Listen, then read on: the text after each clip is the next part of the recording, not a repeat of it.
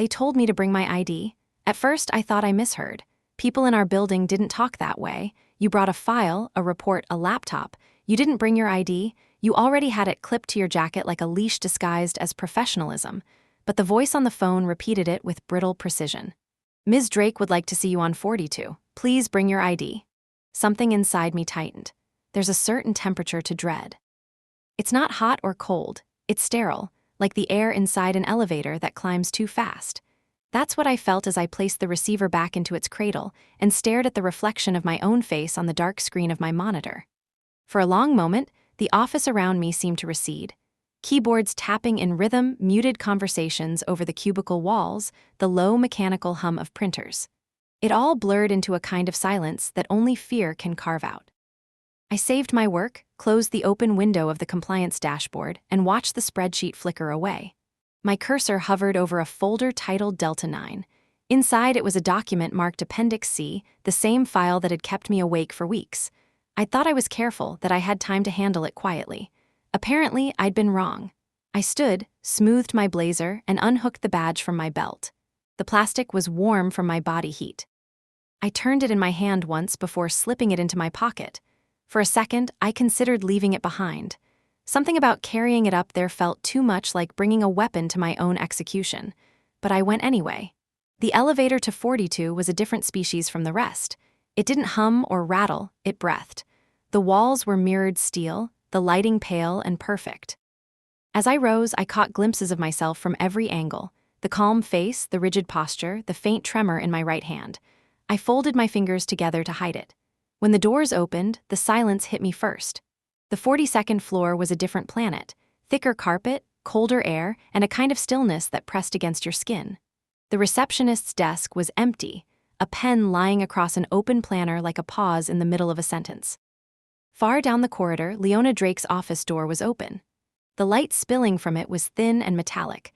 I walked toward it, each step sinking into the expensive carpet that devoured sound. Through the glass wall, I saw her before she saw me, standing in front of the window with her back turned, phone pressed to her ear, one hand resting lightly on the edge of her desk. Her reflection on the glass was sharper than the city beyond it. She finished her call, placed the phone down, and turned. "Sky," she said almost pleasantly. "Please have a seat." Her tone was casual, but her eyes weren't. They were flat focused, as if she were reading from an invisible script behind me. I didn't sit. I knew enough about these kinds of scenes to know that sitting was what they wanted you to do, lower yourself, literally and figuratively. She gestured again, but when I stayed standing, she shrugged slightly. "Suit yourself." A long breath passed between us, measured in the low hum of the city through the glass. She didn't look nervous. She looked rehearsed. "Sky," she began, "as you know, Ecliptica is undergoing a strategic reorganization to better align with global operational priorities. Corporate anesthesia, words designed to numb before they cut. As part of this process," she continued, "your department has been restructured, your role has been consolidated. Effective immediately, your position is terminated." The word hit like an echo, terminated, not reassigned, not transitioned. Terminated? For a second I thought of asking why, but she was already sliding a folder across the desk, her manicured fingers barely touching the paper. Inside was a single page, employee release and security acknowledgement.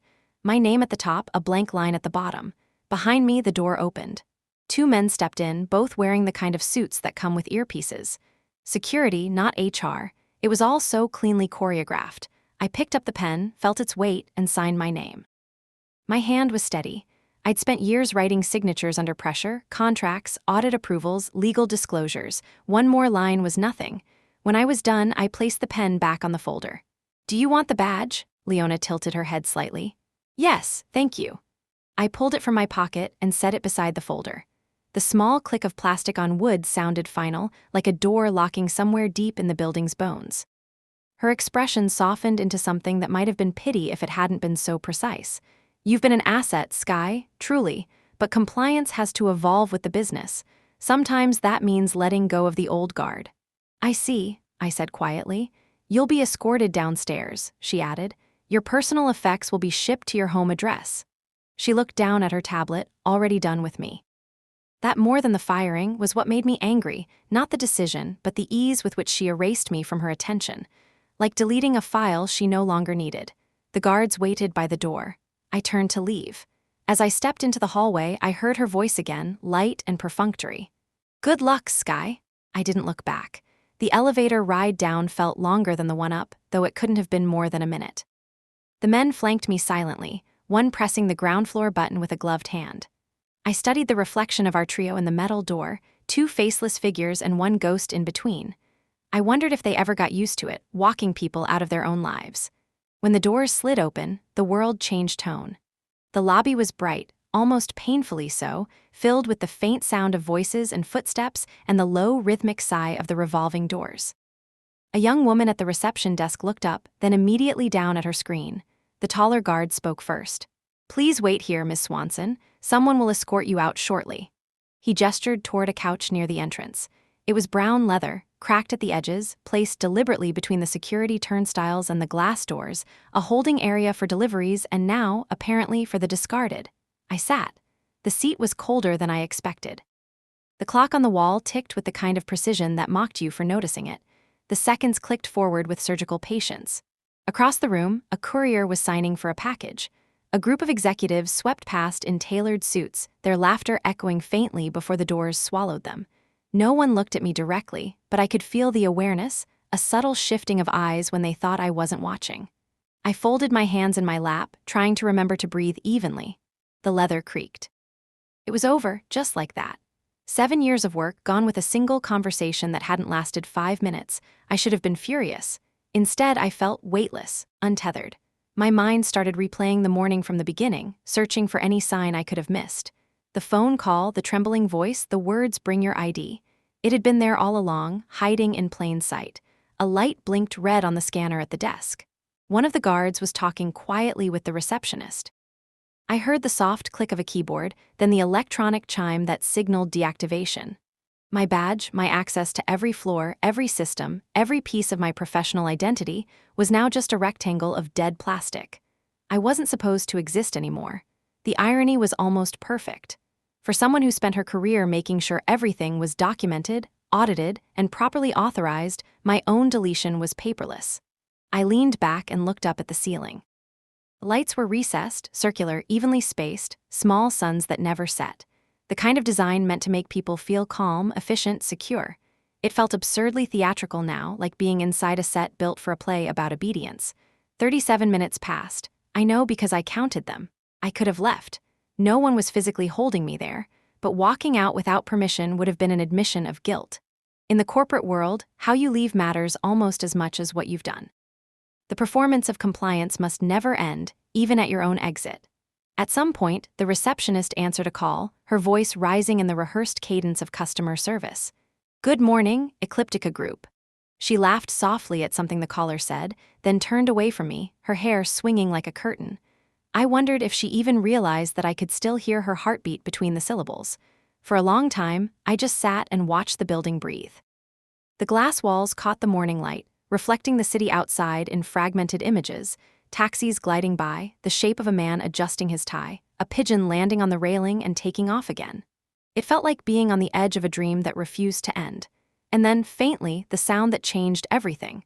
A single chime, low and melodic, different from the one that marked the regular elevators. The executive lift. My pulse gave a small, traitorous jump. I turned my head. The brass doors slid open with a whisper. A man stepped out, tall, silver-haired, his suit a shade too elegant to be standard issue. He moved with the calm assurance of someone who owned more than the building, someone who owned silence itself. Harland Westbrook, chairman of the board. For a heartbeat, our eyes met across the lobby. He didn't recognize me immediately. Then, something shifted in his expression, a flicker of recollection, a narrowing of focus. He altered his course and walked directly toward me.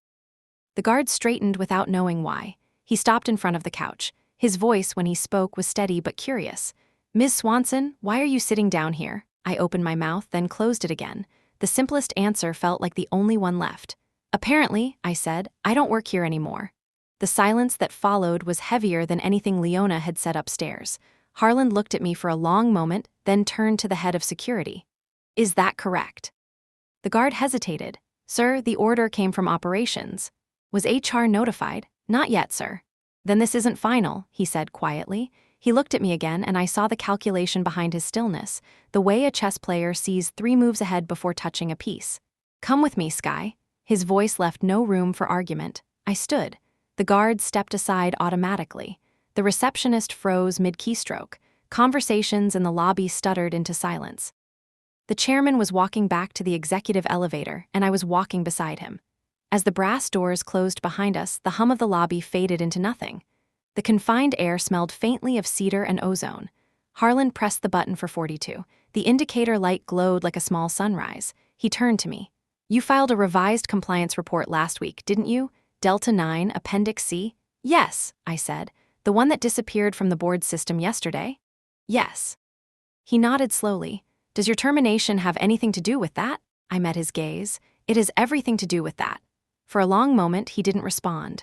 Then, in a voice so calm it almost hid the threat beneath it, he said, "Good, then let's fix it." The elevator began to rise again, silent as a secret. And for the first time that morning, I felt something close to gravity returning, like the world was sliding back into orbit. Whatever waited on 42, it would not be a conversation. It would be reckoning. The elevator moved like it was gliding through water. No sound, no vibration, just the soft pulse of motion, the digital numbers climbing one by one toward 42. Harlan stood with his hands clasped behind his back, watching his reflection rather than me. The light above us painted a thin halo around his head, but his face was unreadable. The stillness of powerful men has its own gravity. It makes you question the reality around you, as if silence itself might rewrite what just happened. I could feel the sweat cooling at the base of my neck. My pulse had steadied, but my thoughts were sprinting. I wanted to ask what he intended to do once the doors opened, but I sensed he didn't believe in warning shots.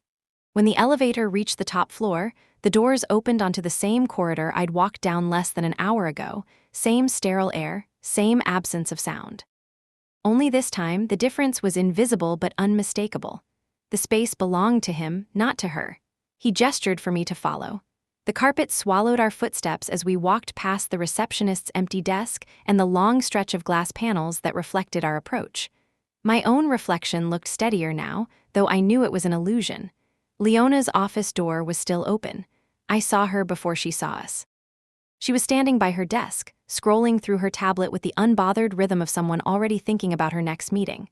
When she finally looked up and saw who was with me, the transformation in her face was almost imperceptible, but I caught it. The tightening of her jaw, the slight flicker in her left eye, the instant recalibration of her entire strategy.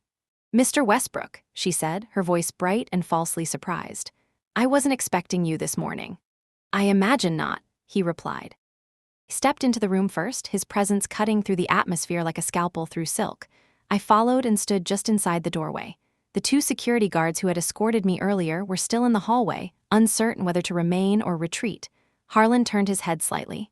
"You can wait outside." They left. The door closed behind them. Leona tried to recover the narrative. "If this is about the restructuring, I assure you HR has the paperwork under review." He raised an eyebrow. "Interesting, because HR has no record of a termination. Care to explain how an employee can be dismissed without a review, without a security report, and without my authorization?" Her smile faltered. "Sir, there must have been a miscommunication." "I don't think so," he said. The silence that followed was thick enough to touch. I stood still, hands at my sides, feeling the hum of the air conditioning, the faint ticking of the clock on her wall. The city behind the glass looked distant, washed out by morning glare. Everything in that room, the framed degrees, the polished desk, the minimalist art, was curated to project control. But control is fragile. You only see its cracks when someone powerful enough stops pretending. Harlan looked at me. "Ms. Swanson, tell me what happened." I took a breath, steadying my voice. "I received a call this morning. Ms. Drake's assistant asked me to come up, and she made a point of telling me to bring my ID. I arrived at 9:30. Ms. Drake informed me my position was being terminated as part of an internal reorganization. 2 security officers escorted me to the lobby. Did she provide documentation for this reorganization?" "No, sir." Leona folded her arms. "Mr. Westbrook, with all due respect, this is an operational matter. Compliance has been obstructing key initiatives for months. I acted within the authority delegated to me to remove inefficiencies that were slowing the company's strategic direction." He turned back to her. "You acted within whose authority? Mine, because I don't recall delegating that kind of unilateral decision-making." She hesitated. "It was implied. Nothing in this company is implied." The words were soft but lethal. Her posture stiffened. I could almost see the math unfolding behind her eyes, how many favors she could still call in, how many allies would vanish now that the chairman himself was involved. He looked at me again. You filed a report last week. Appendix C, I read part of it before it disappeared from the board server. Would you remind me what it contained? I met his gaze. Evidence of false contingency clauses inserted into international training contracts. The signatures were real. The content was. The pattern suggested systemic manipulation. By whom? My eyes drifted to Leona. She didn't flinch, but her shoulders tensed. Harland exhaled slowly, the sound like air escaping a sealed chamber. And this file, Appendix C, was deleted? Yes, sir. The access logs show the deletion occurred at 2:03 a.m. from an external connection registered to a Greenwich address. He raised his eyebrows. Greenwich, Connecticut. Leona spoke quickly. Mr. Westbrook, that could be any number of remote terminals. Enough, he said. For a moment, no one moved. The quiet stretched, dense and brittle. Then he walked around the desk and stopped beside her chair. Do you know what I value most in this company, Ms. Drake? She hesitated. Performance. He shook his head. Predictability. I can manage risk, I can manage failure, but I cannot manage deceit. He turned to me again. Sky, do you still have your copy of Appendix C? I nodded. I keep everything. Retrieve it. I pulled a small encrypted drive from my jacket pocket and placed it on the desk. I'd kept it there every day for the past week, waiting for the inevitable. The polished metal caught the morning light, scattering it in narrow rays across the glass surface. Leona's voice sharpened. This is highly irregular, not as irregular as firing a department head without clearance, Harland replied. He inserted the drive into her laptop. The screen lit up, a progress bar crawling forward as the files loaded. The tension in the room condensed into that single line of pixels. When the document appeared, he scrolled through it in silence. Page after page of contracts, clauses, audit trails. Each line cross-referenced to internal memos. The data wasn't dramatic, it was meticulous, quiet, the kind of evidence that doesn't shout but accumulates until it becomes undeniable. Finally, he reached the end. The metadata displayed clearly at the bottom, modified by L. Drake, 02:03 a.m. Greenwich Terminal. He looked at her. She didn't speak. Care to explain? She tried. That could have been an automated sync from my system. It wasn't, I said. She turned to me, eyes cold. Excuse me? The system doesn't sync at that hour. I checked the server schedules myself. You manually opened and altered those files. Leona's expression hardened. Be very careful, Ms. Swanson. Harland's voice cut across hers like a clean blade. No, Leona, you be careful. The silence that followed felt like the room itself was holding its breath. Outside, a helicopter crossed the skyline, its faint hum vibrating through the glass. Inside, the only sound was the soft mechanical ticking of the clock. He closed the laptop. Effective immediately, operations is suspended from any financial authorizations pending review. You will turn in your credentials and step back from all active projects. Leona opened her mouth, but he raised a hand. This is not negotiable. He turned to me. Ms. Swanson, you will oversee the internal audit. Report directly to me. The words landed like a second heartbeat inside my chest. I nodded slowly, not trusting my voice. Leona stared at me. This is absurd. You're giving authority to someone you just... Harland cut her off again, calm but absolute. To someone I just watched tell the truth, yes. He walked toward the door, then paused. I expect your cooperation, Leona, and your discretion. When he left the room, the air seemed to follow him out. I remained standing. Leona sat down, her movements mechanical, her face pale but controlled. She typed something on her tablet, maybe a message to legal, maybe to herself. I didn't care. For the first time that morning, I allowed myself to breathe fully. The adrenaline that had kept me upright began to fade, leaving a quiet ache behind my ribs. I glanced at the city through the window. It looked sharper now, edges defined like the focus had shifted back into place. Leona spoke without looking at me. You think this saves you? I turned toward her. It doesn't need to. I wasn't the one who needed saving. Her lips tightened, but she didn't reply. I walked to the door. My reflection appeared faintly on the glass, tired, composed, a little older than I remembered. As I reached for the handle, I caught her voice again, low and venomous. You don't belong up here, Sky. People like you never do. I looked back at her, meeting her gaze for the last time that day. Then maybe it's time someone stayed. And I walked out. The corridor was empty. The silence returned, softer now, almost companionable. I moved toward my old office, the one I hadn't expected to see again. The glass door still bore my nameplate. Someone had already begun removing it, the adhesive edges were loose. I pressed it back into place, just for a moment, like touching the pulse of something that hadn't died after all. Inside, the room was untouched. My desk, my chair, the half-finished cup of coffee from earlier that morning. The monitor blinked awake when I moved the mouse, as if it had been waiting. I sat down. The city stretched out below like a map of decisions yet to be made. From my window, I could see the reflection of the boardroom across the hall. Harland was standing near the table, speaking quietly into his phone. I couldn't hear the words, but I could guess the shape of the conversation. Damage control, internal review containment, the choreography of power. I opened a new file on my computer and began typing a report. Not for HR, not for legal, for myself. A record of what had happened while the details were still raw. Words steadied me. Facts were my shelter. At some point, I realized I was smiling. Not widely, not triumphantly, just the faint upward curve of someone who had seen the end of one story and the opening of another. Still, a question lingered like smoke at the edge of my thoughts. Why had the chairman stepped in so quickly? He couldn't have known unless someone had told him in advance. And that was when it came back to me, the quiet message I'd sent from my home laptop 8 days ago, addressed directly to his private inbox. Subject line, for your eyes only. Appendix C attached. I had done it without telling anyone. Not because I expected this exact outcome, but because instinct told me to plant a seed somewhere above her reach. If she moved against me, that seed would sprout where she least expected. Now, as the realization settled in, I felt a strange calm. It wasn't luck that had brought him to the lobby. It wasn't fate. It was calculation. Mine. I leaned back in my chair and watched the clouds shift over the skyline. The glass walls reflected my face and the faint shimmer of the city below. For the first time that day, I allowed myself to feel the smallest trace of satisfaction. Not victory, not vengeance, just the quiet relief of seeing a plan align with the truth. People like Leona believed in control as a shield. People like me believed in control as evidence. And evidence, if you guard it long enough, always finds its way to the surface. Outside, the city kept moving, unaware that its axis had tilted by a fraction of a degree. Somewhere below, the lobby doors opened and closed as they always did. But for me, that place no longer existed. The meeting that wasn't a meeting had ended. The war had only just begun.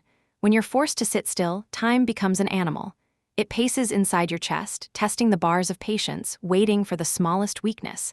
That's what those 37 minutes were. Not waiting. Not silence. A living, breathing creature made of every thought I tried to keep caged. I remember the texture of the couch. Brown leather, cracked along the seams, cold beneath my palms. I remember the smell, synthetic polish and something faintly metallic from the revolving doors. And I remember the sound of my own heartbeat, slow at first, then faster, then impossibly loud, as if the building itself could hear it. They told me to wait until someone came to escort me out. They didn't tell me what to do with the waiting. I looked around the lobby. People moved in lines and arcs like choreographed molecules. A man in a navy suit checked his watch. 2 assistants whispered near the elevators, their badges glinting as they gestured. A woman laughed too loudly at something on her phone. And me, an unwanted variable, stranded in the equation. The receptionist avoided my eyes. That was the rule here, never acknowledge someone who had fallen out of the system. It might look contagious. I crossed my legs, folded my hands, and decided to observe instead of think. Observation was my first language. It's what kept me alive in meetings where words were weapons disguised as compliments. At minute 6, I noticed the temperature. Slightly colder than usual.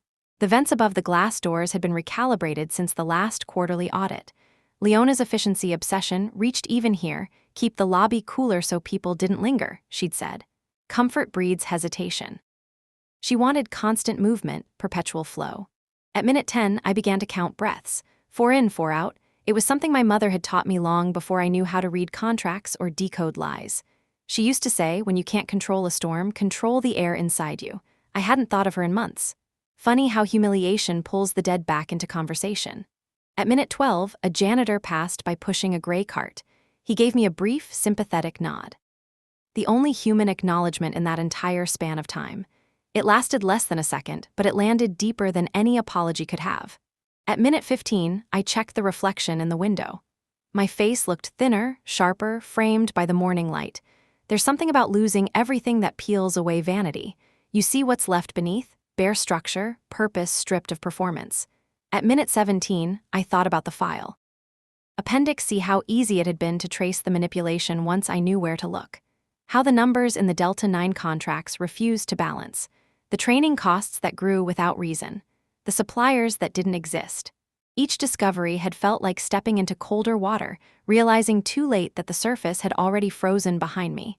I'd reported it twice through official channels. Both times, the response had been polite indifference. Then came the meeting invitations that disappeared before being sent, the conversations that stopped when I entered a room.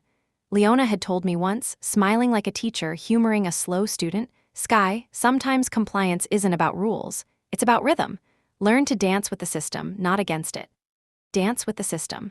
I remembered how she'd leaned closer, her perfume a faint mixture of cedar and steel. "Otherwise, you'll always be out of step." At minute 20, I realized what had really happened upstairs wasn't punishment, it was choreography. She hadn't fired me in anger. She'd done it to make an example. She wanted the building to see me escorted out, my badge disabled, my authority dissolved in front of witnesses.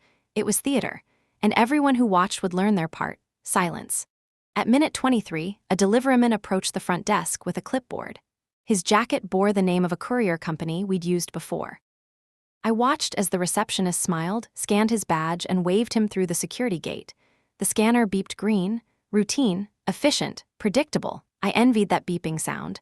Machines always know their status, approved or denied. Humans live in the gray. At minute 26, my phone vibrated. Reflex made me reach for it before I remembered they'd already revoked access. No signal, no service.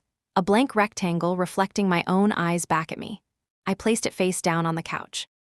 At minute 28, I thought about quitting years ago. There had been a moment, after my father's death, after one too many nights staring at spreadsheets until dawn, when I'd considered walking away. But walking away from corruption doesn't erase it, it just leaves more space for it to grow.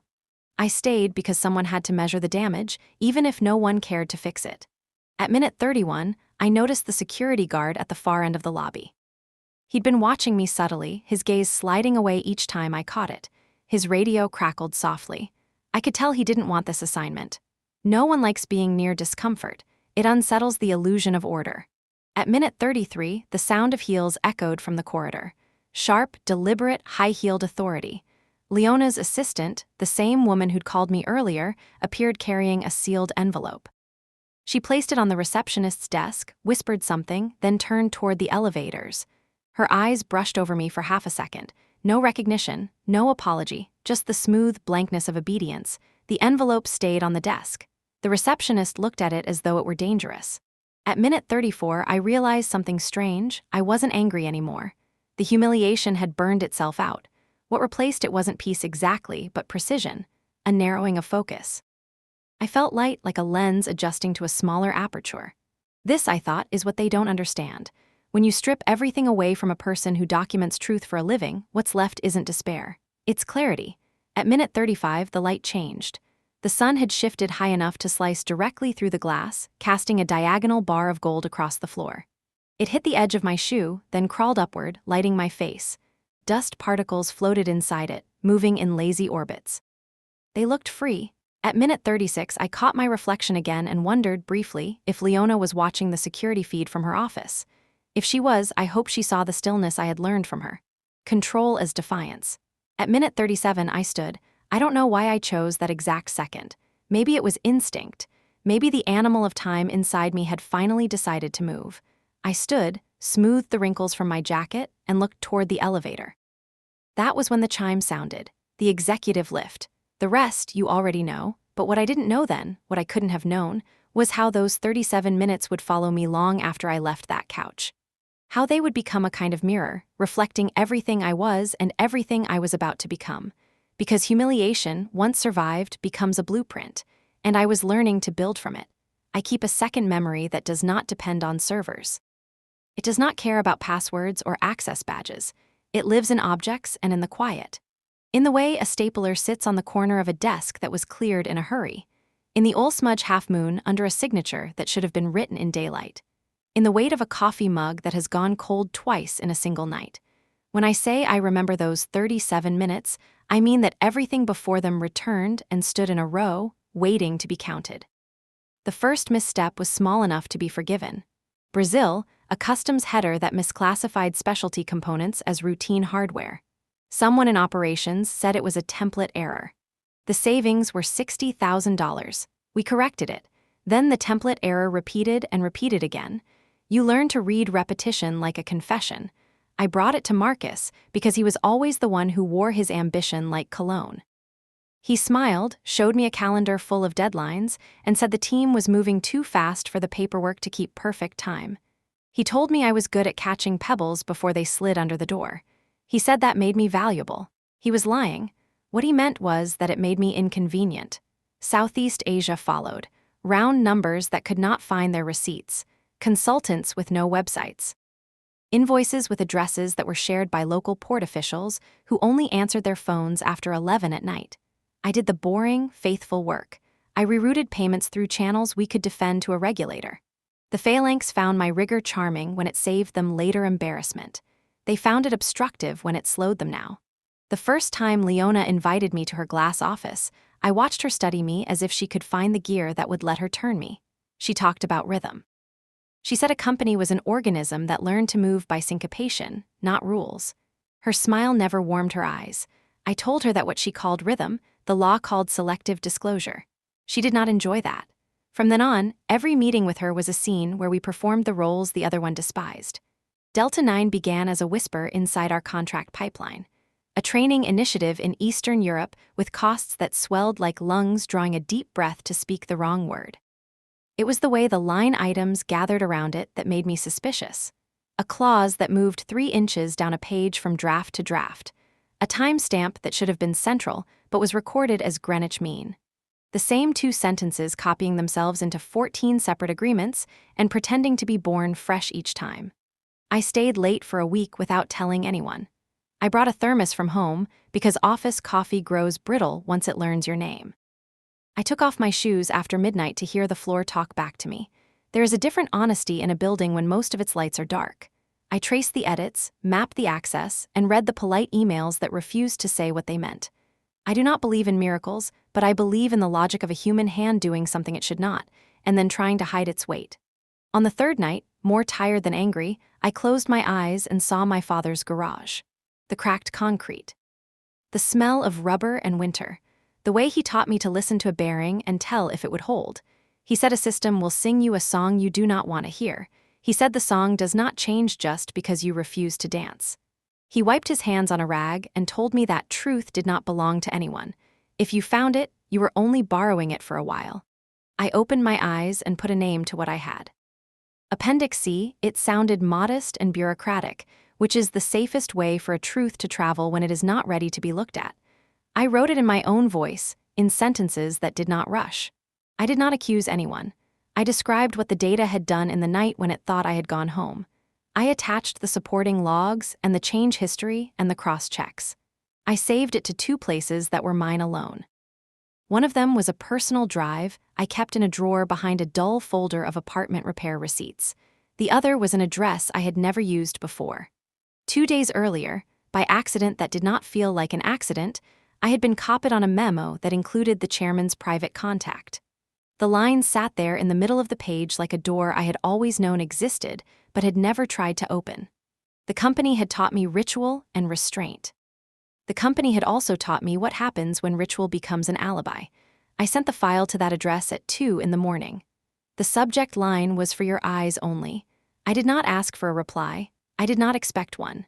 Sometimes an act is not a request. It is a record you make in the world so that when someone asks where you stood, you can answer with coordinates. The next afternoon, Leona came to my doorway without knocking.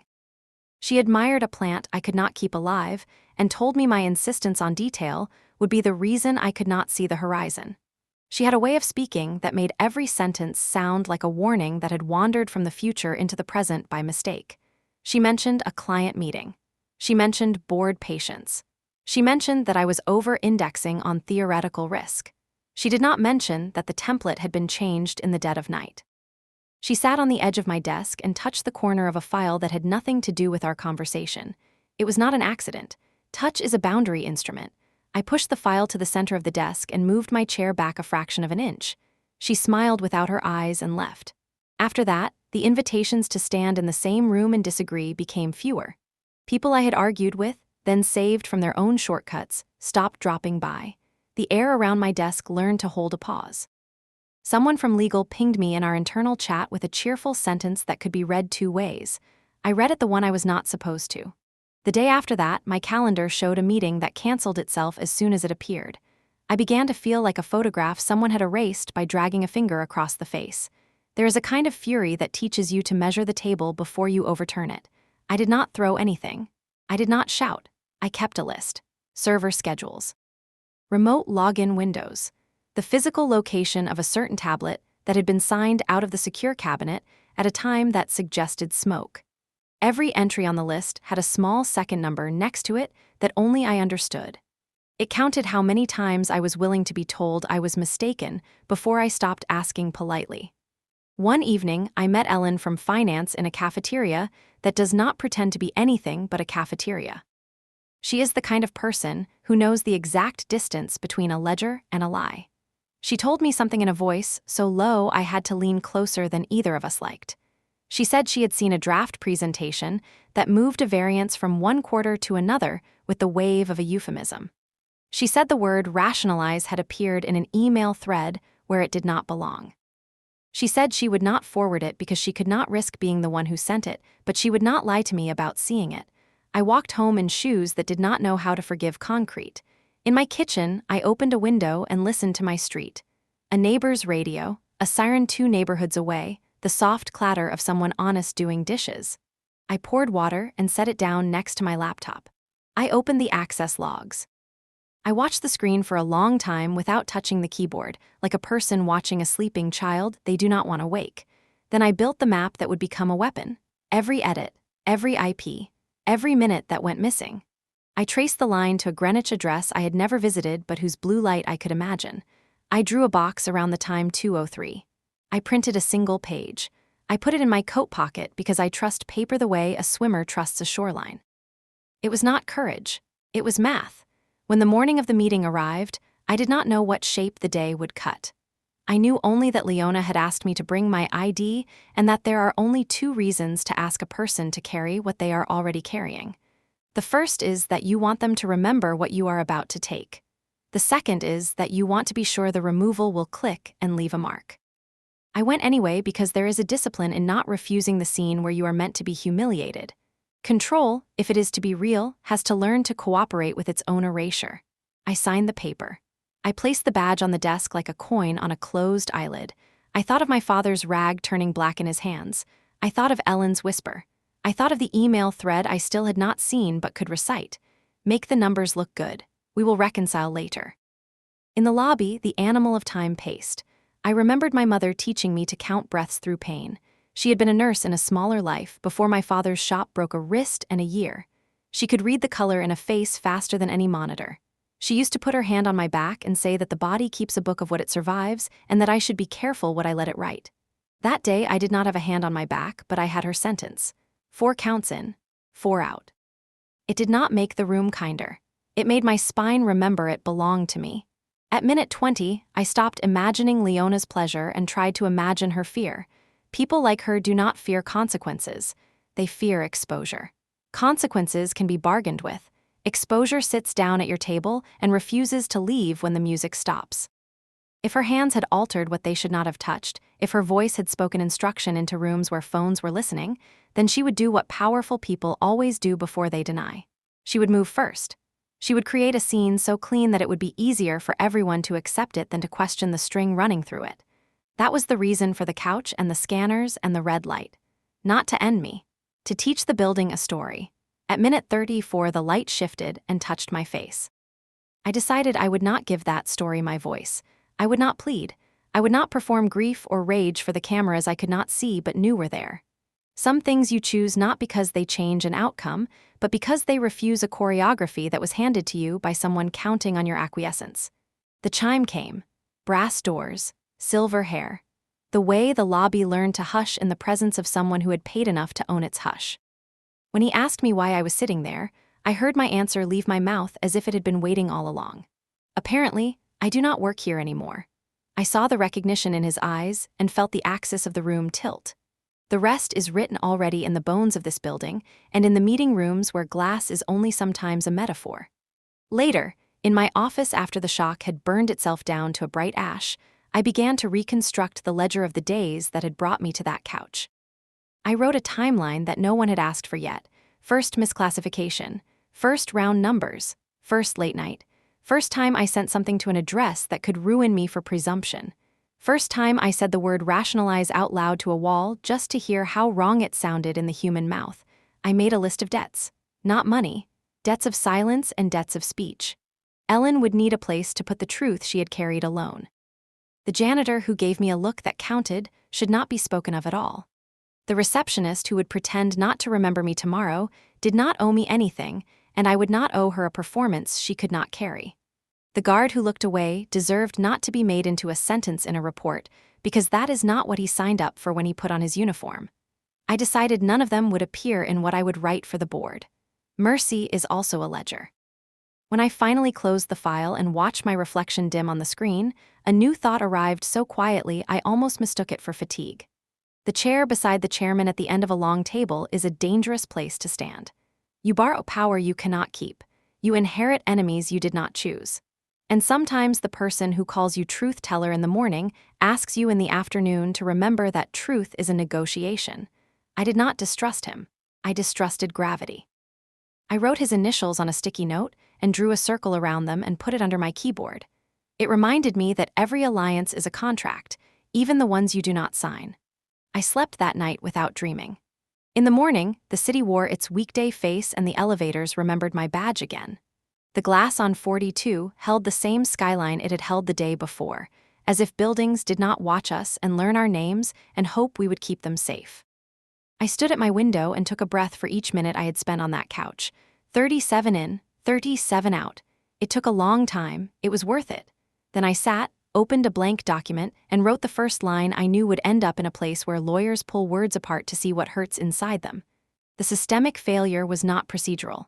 It was retaliatory. I let the sentence rest. I looked at it as if it belonged to someone else and asked if I could sign my name under it. I would. There is a photograph I keep in the back of a drawer. My father's hands, my mother's eyes. None of us look at the camera. We are all turned slightly toward the same corner of the room, listening to something outside the frame. It is the only picture I own where everyone is doing the same thing. When I am honest about why I stayed in a job that taught me the shape of silence, I think it is because of that photograph. We were all listening for a song we could not yet hear. That is what the 37 minutes gave me. Not a rescue, not a victory, a metronome. Later, when the confrontation came and someone played a recording that sounded like a person teaching another person to bury a number under a different number, I did not feel triumph. I felt relief that the room could finally hear the song I had been hearing alone. The rest of that moment belongs to another part of the story. For now, I will say only that when a door opens at the right time, it does not do so by accident. Some doors you open with a key. Some you open by standing very still on a brown leather couch and refusing to become smaller than the truth you are carrying. That afternoon, I carried my badge between my fingers on my way to the elevator. I did not clip it to my jacket. I let its weight remind me that entry is a privilege and an instrument, and sometimes a dare. In the polished steel of the doors, I saw my face, and behind it the faint suggestion of a skyline that looked exactly the same no matter how many secrets were being moved between its floors. The doors opened. I stepped in. I pressed the button for the boardroom floor and watched the numbers climb. Somewhere above me, a room was being prepared where I would be asked to be both witness and map. I did not rehearse my lines. I had already said everything I needed to say in sentences that did not require theater. I kept my hands at my sides and felt the elevator breathe. When the doors opened, I walked forward with the quiet a person earns by refusing to run when running would have been understandable. I did not look back at the lobby. The building's memory is longer than mine. It will remember that morning. It will remember who was told to wait and who decided to walk back in. If the walls ever speak when no one is there to hear, I like to think they will say that there was a day when a person sat alone and did not agree to vanish. That is enough for me. The report would take hours and then days and then a spring season of clean work. People would remove their names from photographs. Email threads would lose a participant and pretend they had always spoken that way. News alerts would rehearse a story I would not recognize as the one I lived. I could not control any of it. Control is a rope that burns your hands when you pull too hard. What I could control was the size of my voice on paper. I kept it small and exact. I wrote like a mechanic fixing something that was never meant to be beautiful, only meant to carry weight without collapsing. At the end of the first draft, I left space for 4 words I did not know if I would be allowed to write. I waited until the room was empty. I placed my palm flat on the desk to feel the hum of the building I was trying to teach to stop singing the wrong song. Then I typed them and let them sit there under the rest like a promise and like a warning. No one gets left in the lobby. I read them once and did not change a thing. Then I saved the file and made 2 copies and put one where I keep apartment repair receipts and one where no one can find it even if they think they know the shape of my mind. That is what the 37 minutes taught me.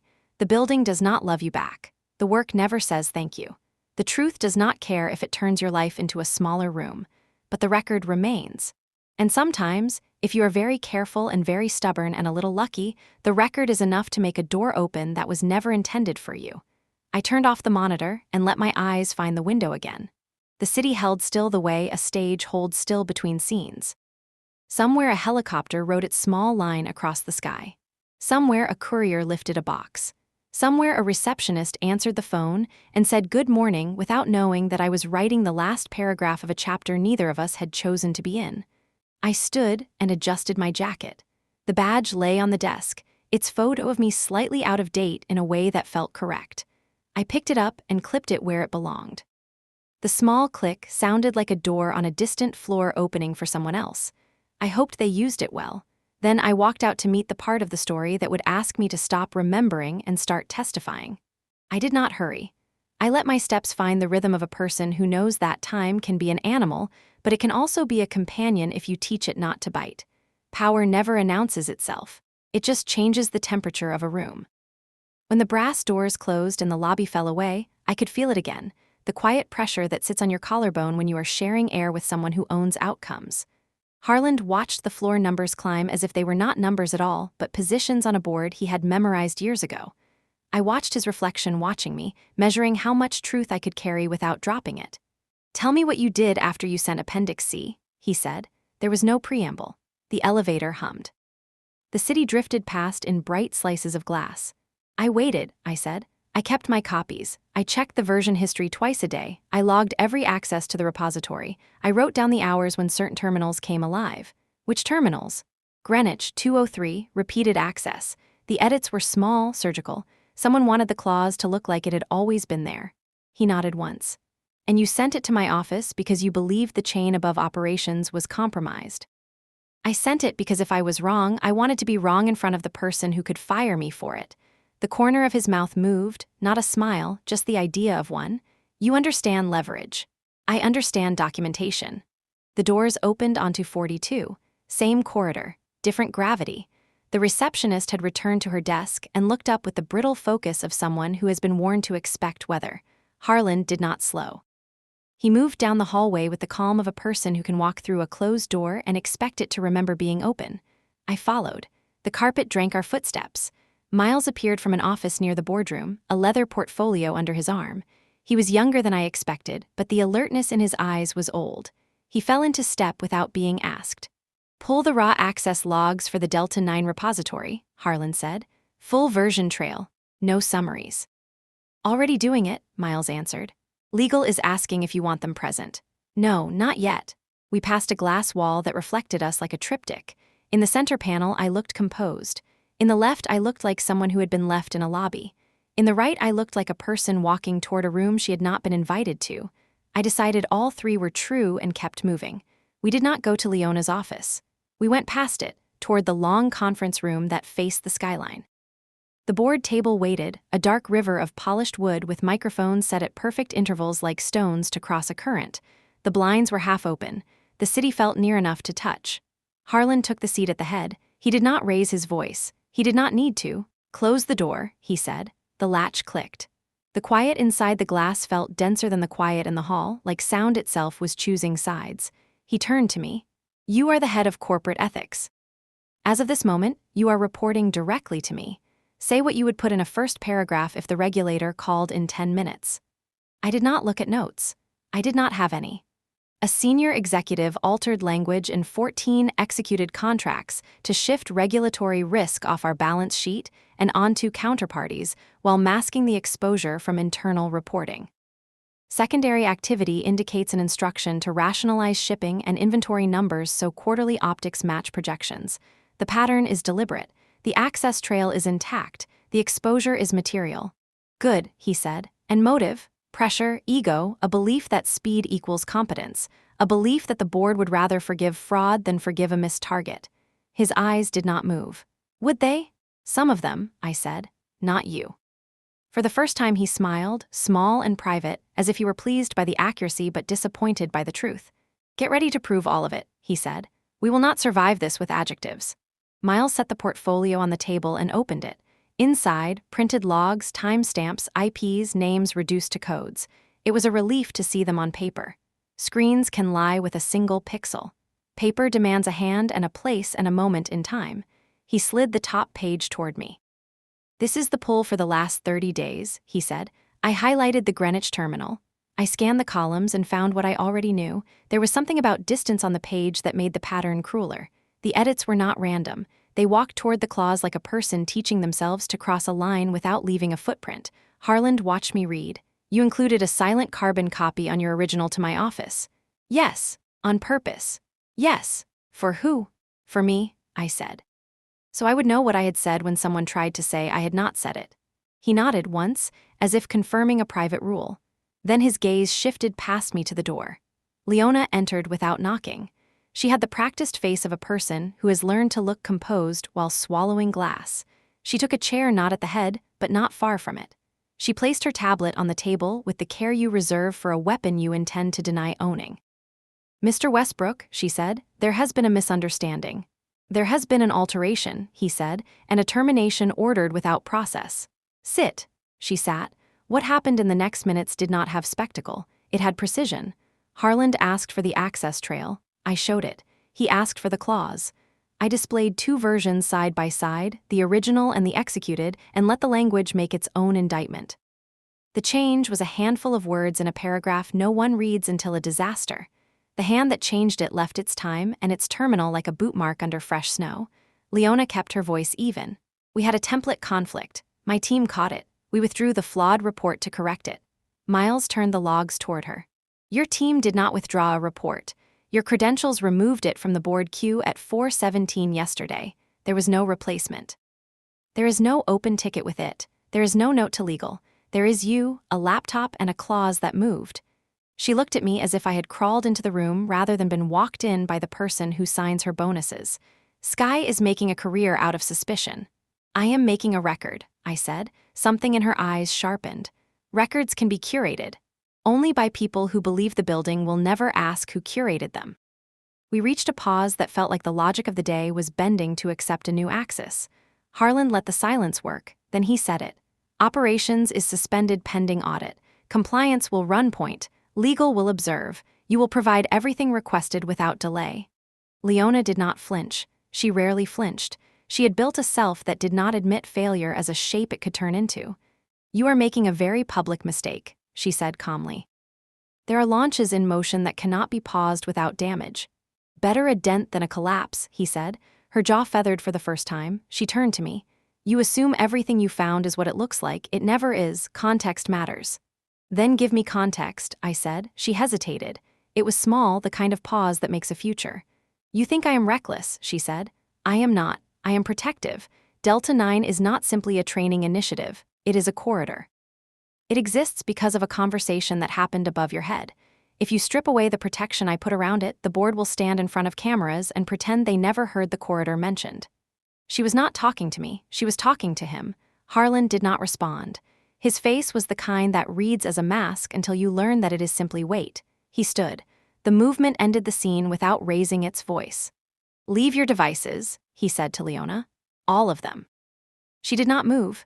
Then she did. Tablet. Phone. Secondary phone she thought no one knew she carried. The weight of each made a soft sound on wood. She rose with nothing in her hands for the first time since I had known her. She walked to the door and did not look back. Miles followed her into the hall with a polite distance that felt like a verdict. I remained where I was. The city brightened as the sun broke from a thin cloud bank and lay across the table like a new sheet. Harlan looked up at it and then back at me. "What she said," he asked quietly, "about a corridor." "I have heard hints," I said. "Never a plan, never a vote. The word shows up in calendars that disappear." He studied me. "If the corridor is real, it does not absolve the documents, it widens the damage." "I know." I felt the fatigue land then, a soft hammer at the base of my skull. I had been carrying the morning like a full glass. The slightest shake and it would spill. He seemed to see it. "Take 1 hour," he said. "Food, water, then meet me in the small conference room. We pull the entire tree, not just the branch she was standing on." I stood. "Yes, sir." He walked to the window and placed his palm against the glass as if measuring the heat of a storm the city had not noticed yet. I left the room without turning to watch him. In the corridor, the building exhaled. People looked busy. Phones whispered into ears. Doors opened and closed with just enough sound to be heard. I moved through it like a swimmer conserving air. On the way to my office, I passed the elevator and saw my face reflected in the brass, older by a day than it had been 2 hours earlier. On my desk, a paperweight held down a stack of printouts. Under the glass dome was a small brass coin engraved with a compass rose. It had been a gift on my first promotion. "Fine North," they said, as if North were a friendly thing. I lifted the dome and turned the coin over in my palm. The edges had worn smooth. The center still caught light. I ate crackers and an apple because complicated food felt dishonest. I drank water and closed my eyes for 2 minutes. When I opened them, I picked up a pen and wrote a list that began with names and ended with consequences. Then I went to find Miles. He was already waiting in the small conference room, sleeves rolled, laptop open, a wall display lit with a nested directory that looked like a forest cut cleanly at the roots. "I pulled side channels," he said. "Chats, calendar cache, cloud mirrors. Nothing deleted stays gone if you know where the ghosts congregate." I took a seat beside him. "Show me the ghosts." He smiled without teeth. "Gladly. We began to work the way you work when the clock has stopped pretending to be your friend, thread by thread, a phrase that reappeared, a meeting title that changed 3 times, a flight booked to a city that was never on the official itinerary, screenshots printed and laid in lines like bones. We did not talk much. We did not need to. The pattern taught itself as it surfaced. At some point, Miles said, almost as an afterthought, "You sent the chairman a direct. No one does that." "I did not send him an opinion," I said. "I sent him evidence." He nodded, eyes still on the screen. "He respects that. He forgets how rare it is." We found it an hour later. Not the corridor itself, but the pressure around it. A thread in which someone high and careful referenced an external call that had not been logged. A calendar entry with a title that was code among people who had taught themselves to forget they ever spoke in code.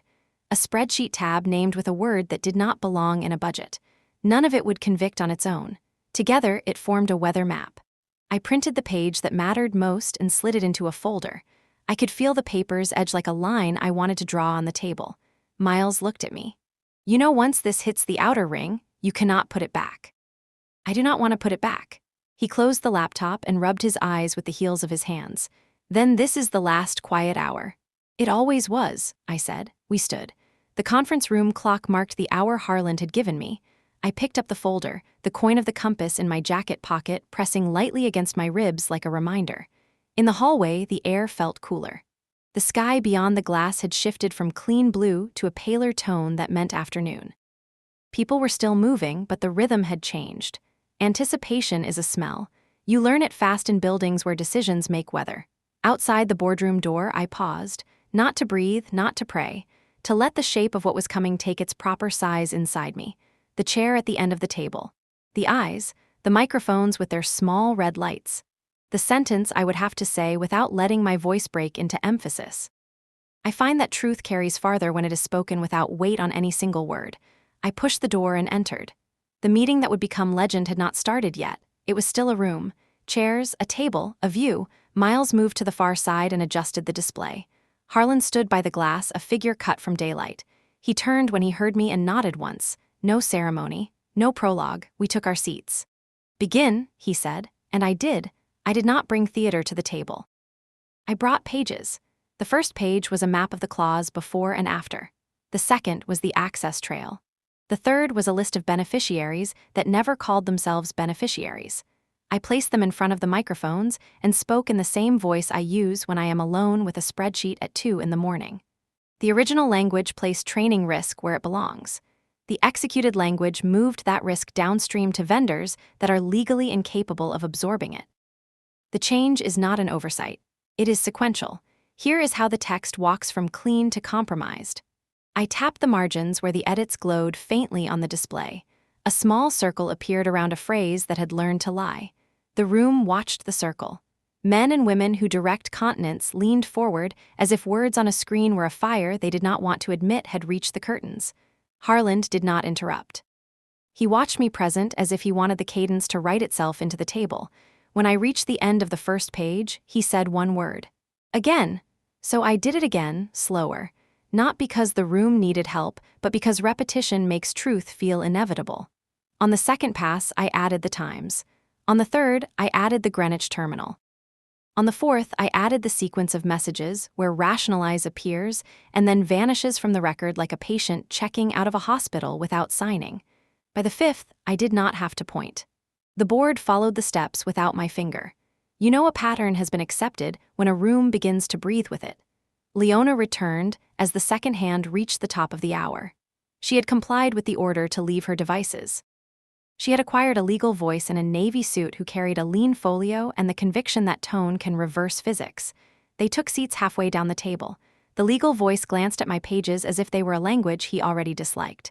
Harland looked at him. You will observe. At my discretion you may ask questions. You will not object. This is not a court. The legal voice folded his hands. Understood. Leona sat very still. Her stillness has always impressed me. It is a talent to keep the surface unbroken while the water underneath runs for its life. I went back to the first page and took the room through the path a sixth time. After that, the questions began, not from Leona, from the directors who have learned to believe that a question, properly shaped, can turn any tide. How many contracts? 14. Regions? 3 primary, 2 secondary. Currency exposure. Significant enough to wake external regulators. Internal detection. Pressed by version control that answers to operations. Confidence. Hi. I watched the questions circle and return. They were not trying to understand the facts. They were testing the certainty of the person carrying them. I welcomed it. Certainty that has not been tested is a story. Certainty that has been interrogated and remains in place is a tool. Leona's voice arrived after a long while. Our templates were corrupted and then corrected. She is presenting a slice of a process as if it were the whole. Show me the correction, Harland said. It is in progress. Show me the ticket. She moved empty hands on empty air. The legal voice leaned slightly forward but did not speak. He knew better than to stand between his client and a question that expects only one thing. No ticket, Harland said. He had not raised his voice. He had not needed to once all morning. What about the deletion? We withdrew an incomplete report to prevent confusion. Miles slid a page down the table. That is not what the log says. Leona did not look away from Harland. You are letting an internal function dictate the tempo of a global launch. Tempo is not my concern, he said. Survival is. The legal voice decided his moment had arrived. Ms. Swanson, are you in possession of any recordings that would clarify the context of the messages you have selected? I knew the line he wanted. I did not give it to him yet. I am in possession of a complete record. Context is not a fog machine. It is a timestamp. He wrote something that did not need to be written. He wanted the gesture to be seen. A woman from the board who rarely speaks in public but is feared in private pointed with her chin at the last page in my set. Who exactly benefits if the clause moves? Vendors who are already beholden, I said, and internal actors who want to report accelerated progress. Names? I will deliver them after we complete the internal chain of custody. You mean after you have negotiated with the chairman? No, I said. I mean after I have checked every log and turned every rock and made myself unable to be surprised by a shadow. Silence again, the kind of silence that respects itself. It ended when Harland tapped a finger on the table once, a sound like a gavel that refuses ceremony. Ms. Drake, he said, do you deny making or instructing any of these changes? I deny that anything presented here reflects my intent, she said softly. I deny that the company is less safe because of my decisions. I deny that the person accusing me understands the scale of what she is trying to interrupt. She shifted her gaze to me. Do you know what happens to this company if your version of caution wins? Yes, I said. We live. The legal voice cut in, smoother now. Ms. Swanson, earlier you indicated you keep records beyond the company repository. Would you describe the provenance of those copies? I mirrored my own work product while building an escalation file. So you admit you exported material to a personal device. I admit I preserved a record to prevent its destruction. Did you obtain permission for this preservation? I obtained necessity. He smiled the kind of smile that becomes a footnote in someone else's transcript. That is not a policy. It is a sentence that kept the company from walking into a press conference without its pants, I said. Several people inhaled through their teeth. Harlan did not smile. He did not admonish me. He returned his attention to Leona. This can be the second worst day of your career, he said, or it can be the worst. Choose. Her answer was elegant and empty. I choose accuracy. Good, he said. Then we will be accurate. He signaled to Miles, who dimmed the lights a fraction and brought up a new display. Not the contracts, not the logs, a calendar. A week with several boxes that had been created and then vacuumed from official memory. In the center, a block marked simply corridor. No one spoke for a few breaths. Even the legal voice stopped shaping his mouth into helpful lines. Harlan looked at Leona. His voice softened, which was somehow more dangerous than any increase in volume could have been. Who named it? She did not answer. He kept going, not to fill space, but to pull the string. Who attended? Where was the call routed? Which of my directors saw a summary? Which of them asked not to see one? The room shifted in its seats. Invisible loyalties moved like fish under a boat. I spoke into the new quiet because I needed to own the reason I was still sitting at this table. This is not only about a corridor, I said. It is about a lesson. Someone wanted the company to learn that speed is more important than survival. The clause is the chalk mark. I am erasing it. Leona exhaled slowly, finally letting me see the calculation that wore her bones from the inside. She turned to Harlan and offered him something that was supposed to look like grace. You can turn on me if that is the story you need, she said.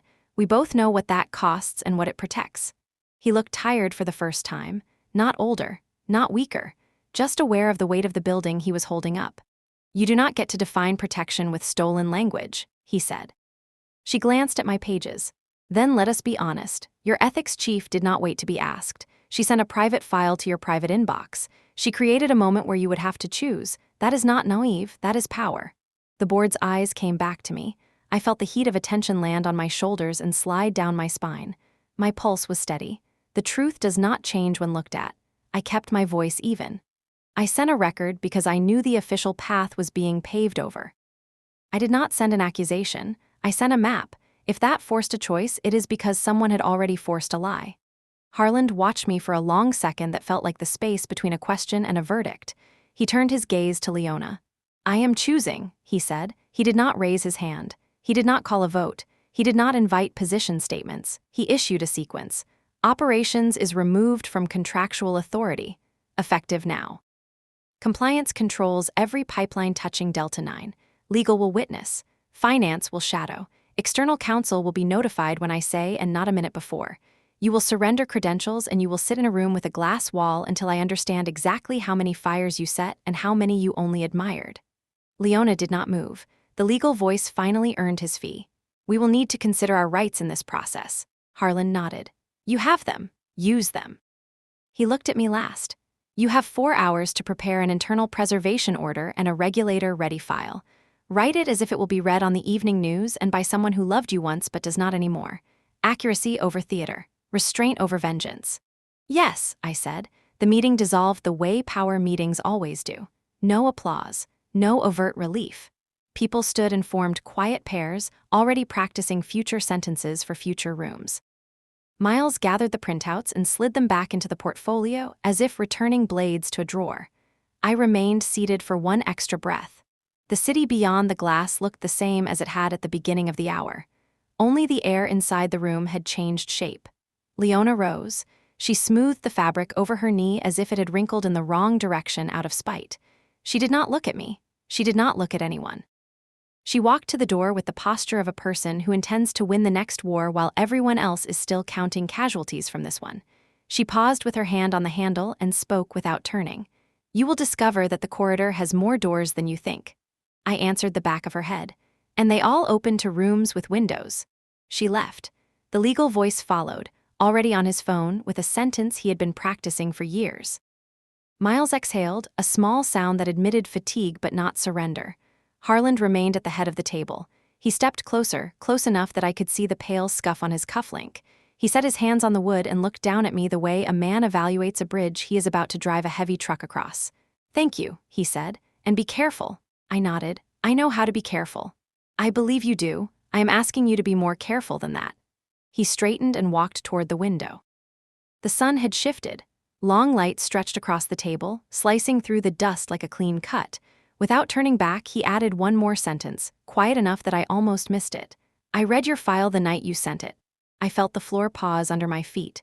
The sentence reached across the hours and set a small light on the moment when I clicked send. The twist did not land with fanfare. It landed with the simple geometry of inevitability. He had been waiting. I had not been rescued. I had been met. He tapped the glass once with a knuckle, as if checking the weather on the other side of himself. 4 hours, he said. I stood, gathered my pages, and left the room without looking back. The door closed behind me with a soft seal. The corridor seemed to brighten by a single shade. Miles fell into step beside me. "You heard that," he said. "I did." "Good," he said. "It means we are not borrowing surprise from strangers. It means the house knows its own fire." We moved together toward the smaller conference room, as if the path had always been there. I could feel the day finally arranging itself into the frame I had been pushing it toward since the first misclassified template and the first round number that refused to show its face. 4 hours. A preservation order. A file that could be read by a stranger who once carried my name in their mouth. I did not quicken my pace. I let my steps find the exact tempo of a person who has been given an assignment that will not forgive theater. The hallway breathed. The building listened. Somewhere below us, the lobby held its unbroken light and its brown leather couch and its long memory. I walked past the elevator without glancing at my reflection and opened the door to the work that would decide whether the claws would ever learn to lie again. The room smelled faintly of paper and electronics. It was a cool, precise air that seemed to hover over the polished table, waiting to see how we would fill it. I set my bag down, hearing the soft click of the rolling case, and felt the weight of the day press against my shoulders. Miles was already there, kneeling slightly to plug in the equipment we would need. 2 laptops, a secure external drive, a stack of printed logs, a legal pad waiting like a blank canvas. I tapped the marker against the table and drew a small square at the top of the pad. "Root," I wrote, and felt a small satisfaction. The word was mine to place. We began by documenting everything we could control. Server snapshots first, every repository containing the Delta 9 contracts, offsite backups that had been untouched for months, even the internal messaging logs we had mirrored from secondary channels. Miles worked silently beside me, copying and verifying, checking hashes, speaking only to confirm when I asked. Each SHA-256 hash was read aloud and verified twice. I marked them carefully, even adding the calculated timestamps by hand on the pad. I wanted the pattern to feel human, deliberate, undeniable. Leona's influence lingered like a shadow. The operations server yielded nothing willingly. Timeouts appeared where they should not.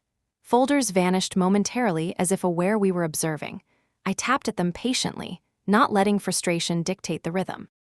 Each obstacle was part of the lesson. Errors and delays were signals, not annoyances.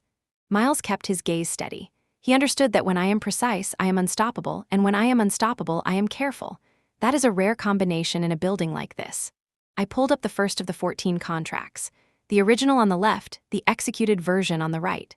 I went line by line, sentence by sentence, the way a mechanic listens to an engine idle before turning a single screw. When I found the clause that had shifted, the one that moved risk from the company to external vendors, I circled it lightly on the printout. I marked the next one, and the next, 14 times, each edit identical in subtlety, surgical, precise. The hand that touched them had known exactly where to move and when. Miles murmured, Greenwich, and I nodded. Yes. The edits originated from a terminal registered to Greenwich at precisely 2:03 in the morning. It was not random. The sequence of events told a story that words alone could not. Someone intended for the change to look unplanned. Someone trusted the system to erase their trace, but they miscalculated the observer. I prepared the screenshots. Each digital copy printed, laid out on the table. We numbered the sleeves. Every file, every branch of edits, every message aligned with the pad where I had drawn the square and started the branches. I was creating a map, a topographical chart of deception. By the time we finished the first set, the small square that started the day now hosted a sprawling diagram of the pattern. The air in the room shifted slightly. You could feel the tension in the silence, a presence that wasn't mine or Miles. The walls were glass, but the reflection in them made it feel like we were being observed by every floor in the building. I took a breath and let my hand rest. I did not need to speak to Miles, he understood the rhythm. Accuracy first. Sequence second. No assumptions. A soft chime echoed from the hallway. The building's elevator had arrived, carrying the chairman. Harlan stepped into the room, his presence folding the air around him like paper. He did not smile. He did not need to. The gravity of him was enough to make the walls lean inward. He nodded at Miles, acknowledging the preparation without a word. "Good," he said finally, voice low but commanding. "You have done what I asked. Now show me the chain." I moved to the printouts and the pad, showing him the branches, the hashes, the alignment of edits with messages, calendars, and external timestamps. He leaned slightly forward, observing each detail with a precision that made me feel both scrutinized and understood. He did not need to ask what it meant. The sequence spoke clearly. Leona entered the room next. She had complied with the order to leave her devices behind. Her expression was calm, composed, but I could feel the calculation behind it. She did not acknowledge me. She did not acknowledge anyone. She merely took her seat halfway down the table and positioned herself with the precision of someone planning her next move. Harlan spoke to her without turning. "This is not a court. You are here to observe. Do not speak unless asked. You will see the data, and you will remain silent until I direct otherwise." The legal counsel for the board nodded, arms folded, pen poised. He would only intervene if a sentence could be interpreted incorrectly. The room prepared itself. I began with the first branch again, guiding him and the observers through the sequence of edits, timestamps, and message references. I spoke slowly, deliberately. 14 contracts, 14 changes, 2:03 Greenwich time. Messages referencing rationalize appearing in logs, disappearing in channels. Every element cross-checked, double-verified. The pattern revealed itself naturally without embellishment. The silence allowed the weight of the information to settle. Observers leaned forward, not because I demanded it, but because the data compelled it. Truth, when presented precisely, cannot be ignored. I paused between branches to ensure clarity. Miles verified each hash. I checked the printouts. The pattern was intact. It was undeniable. Leona's control over the narrative was now visible in stark contrast to the map of edits. The corridors she thought were private were no longer secret, every movement traced and recorded. After the first hour, Harlan gave a small nod. He understood the scope of what we had uncovered. He asked the next step. I explained the preservation order and the regulator-ready file. We would compile the necessary documents, ensure all copies were verifiable, and leave no room for ambiguity. Miles and I worked methodically, laying out each piece. The board members watched quietly, processing the implications without speaking. Leona remained seated, still and composed, but her eyes betrayed a flicker of recognition. She understood that the evidence was beyond dispute, and the position she thought secure was now visible, exposed in a light she had not accounted for. At one point, I looked out the glass wall at the city beyond. The streets and buildings reflected perfectly in the polished surface, and I could see my own reflection layered over it. The 37 minutes in the lobby returned to me, the hum of the building, the waiting, the pressure. All of it led to this room. Every detail mattered. Every observation was connected. Every moment of stillness now had purpose. Harlan finally spoke. "Leave one paragraph unbolded in your regulator draft. Let them find it themselves." I noted it on the pad. A small space reserved for discovery, subtle and deliberate. The first session ended with us preparing the secondary files, ensuring that the internal and external traces were complete. Miles and I double-checked everything, knowing the next hour would bring confrontation, clarification, and the testing of every hypothesis we had built. I closed the pad and took a deep breath. The room was quiet except for the soft hum of the devices. Every line, every hash, every branch on the pad reflected the discipline of preparation. The glass room had become a cathedral of sequence and evidence. We paused. The tension lingered. The next session would bring questions. It would bring Leona's objections. It would bring the first direct confrontation over the corridor, the channels, and the intentional edits. But for now, the preparation was complete. I sat back, feeling the calm of methodical work. The glass room had revealed its structure, and I had learned to navigate it fully. Every move forward would now be deliberate, precise, and visible. The city outside continued without notice, unaware of the storm we were charting in glass and paper and logic. The second session began with a silence so deliberate it felt deliberate enough to be a weapon. I watched Leona across the table. Her calmness was a veneer, the kind of mask someone wears when they know the walls are watching and every breath can be catalogued. She had complied with the instructions, no devices, no notes, nothing, but she still radiated control. That control had a pulse I could feel from my seat. Miles adjusted the laptop. The first screen displayed the branches we had drawn, each a meticulous record of edits, timestamps, and the origin of changes. The second screen opened the side channels, messaging logs. Emails deleted and restored, calendar entries that appeared and vanished. Rationalize appeared in 4 separate threads, each carefully timed with edits in the contracts. The evidence was precise, chronological, and damning. I began presenting again, not because the room needed persuasion, but because clarity cannot be assumed. Each step I took was deliberate. 14 contracts, 14 alterations. Greenwich Terminal, 2:03. 4 messages containing rationalize. Each link traced back to a human hand. Each human hand tied to a person who thought they had left no trace. I watched the board members lean forward. Their eyes moved across pages and screens with the same instinctive attention a reader gives to a mystery unfolding. Some of them had tried to suppress what they were beginning to understand. Others had been told things would be orderly and now realized order had a price. Leona spoke at last, her voice smooth. Sequence does not imply intent. You are presenting a chain, but not the decisions behind it. You are removing context. I did not pause. The context is visible in the timing. In the pattern, the calendar holds meetings labeled corridor that align precisely with the edits. The assistant forwards the message at the time rationalize appears. The instruction and the edit exist in sequence. You can argue about intent all you want, but the pattern exists, and patterns do not lie. Harland watched quietly. He was patient. The kind of patience that shapes outcomes without requiring a spectacle. Leona's posture shifted slightly. It was subtle, almost imperceptible, but I noted it. She was recalibrating. The narrative she had believed she controlled was slipping, slowly but inevitably, into someone else's frame. Miles slid another set of logs across the table. These are the communications with the external vendor. The instructions coincide exactly with the edits in Delta 9. I tapped the screen. Every deviation, every adjustment, every disappearance has been recorded. Nothing is missing. Nothing can be contested without the chain itself being referenced. Leona's eyes flicked briefly to the screen, then back at me. She said nothing. Her silence was heavy, deliberate. The room felt it. Even the legal counsel, who had learned to control his reactions, let the air sit unbroken for a moment. Harland finally spoke. We are observing. The purpose is to understand the sequence and the actors involved. Ms. Swanson, continue with your demonstration of the chain. I walked the board through each contract, each alteration, each timestamp. I laid out the side channels, the calendar entries, the deleted messages. Every element corroborated the next. The room followed naturally. The evidence spoke louder than anyone. At one point, I stopped and looked at Leona. Do you deny authoring these changes? Her answer was measured. I deny that the presentation captures the full context.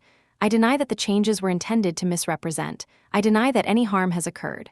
I did not flinch. Intent is unnecessary when the sequence is undeniable. The edits occurred. The instructions were followed. The timestamps are aligned. This is not speculation. This is fact. Harland nodded slightly. Correct. And for the record, Ms. Swanson's copies provide verification that nothing was altered in the official repositories. Leona's jaw tightened, but her posture did not change. She knew that what I had presented was beyond dispute. The room could only record, not contest. The corridor she had tried to protect was now visible in its entirety. I moved to the secondary display, showing the network map of access points and terminals. Here, I said, is the full path. The terminal in Greenwich, the message forwarding, the edits themselves. Everything can be traced. Nothing has been lost. The board members absorbed the information. They did not speak. Some shifted in their seats. Others held pens poised but unmoved. The pattern was undeniable. Leona finally broke the silence. Ms. Swanson, you have created a narrative that frames decisions without context. You are accusing me without presenting my reasoning. I leaned slightly forward. The narrative is not an accusation. It is a record. You may explain your reasoning in the logs, but the sequence itself speaks for you. Miles brought up the external counsel feed. These files are ready for review by outside parties. They have been hashed, verified, and prepared for transfer. Harland nodded. Good. Leave one paragraph unbolded. Let them discover it themselves. Accuracy is essential, subtlety is strategic. I made a note on the pad, small, deliberate. A paragraph that would not call attention to itself, but would be impossible to ignore if someone was attentive. A breadcrumb for anyone willing to look. Leona observed silently, understanding the weight of the move but powerless to stop it. Even her silence carried information. We continued through the branches, the logs, the emails, the messages. Every sequence was confirmed, every discrepancy documented. The corridor, once invisible, had become a clear path.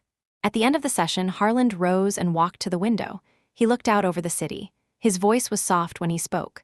4 hours. Prepare the regulator draft. Leave nothing to chance. I nodded, understanding the precision required. Miles began organizing the files for the next stage. The room felt heavier, as if the weight of the evidence itself was pressing on the walls. I allowed myself a brief breath. The first session had revealed the structure, the evidence, and the sequence. The second session would bring confrontation, direct questions, and the first G letter 1E3 IM letter 1EDF twist, the subtle revelation that I had anticipated much of this, that the corridor was never unknown to me. For now, the room was calm, precise, and ready. The glass room had taught me its lessons. It had shown me the rhythm of proof, the pattern of human error, and the quiet inevitability of evidence. I sat back, pen in hand, ready for the next 4 hours. The moment the doors of the glass room closed behind us, the building exhaled, but I did not. I felt the pulse of the city through the glass, the rhythm of offices above and below, the hum of elevators, the faint vibration of machines, and I understood that every second since the lobby had counted toward this moment. 37 minutes, 14 contracts, 1 corridor, countless messages, all converging here.